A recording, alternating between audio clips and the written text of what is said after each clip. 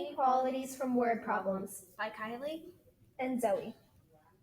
Hello, this is Zoe and Kylie, and today we will be discussing inequalities in word problems. You may remember the alligator from when you were younger.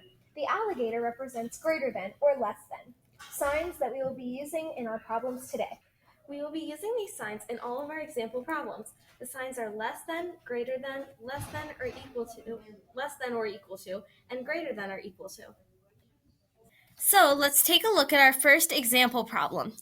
Brooke is having a fundraiser for the animal shelter. She already has $40 and wants to raise at least $10 per hour. Her overall goal is $120. How many hours does she need to raise $120?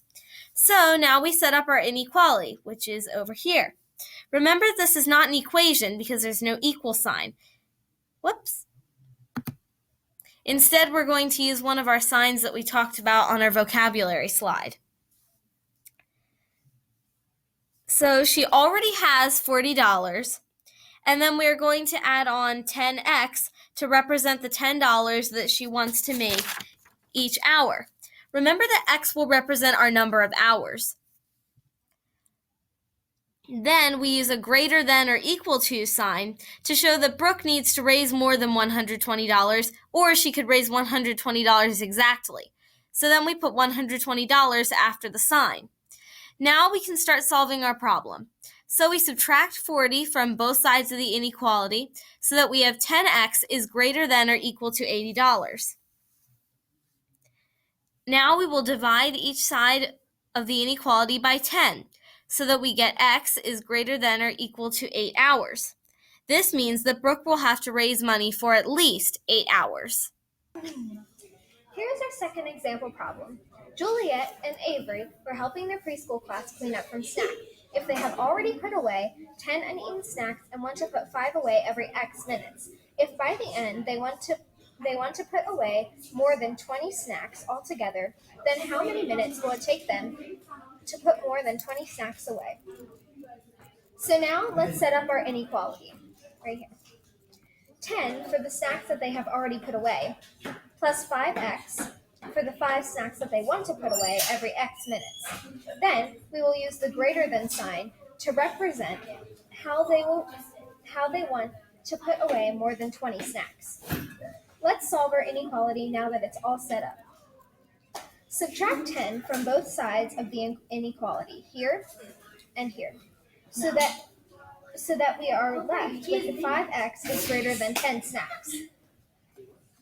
Now we divide each side by 5. 5 divided by 5 is 1, right here, and 10 divided by 5 is 2. This gives us our answer of x is greater than 2 minutes. This means that we know for sure that it will take them more than 2 minutes to put away the snacks.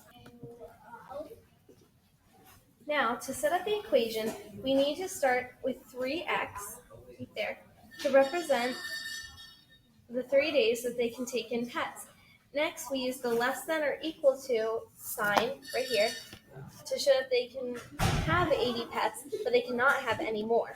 Finally, we add all the pets that they can host so that we have 80 pets on the other side of the inequality. We solve this by dividing each side by 3. When we get an answer, we then get an answer that we need to round. I rounded to 26 pets because you can't have a fraction of a pet, and we need to use what makes sense for the problem.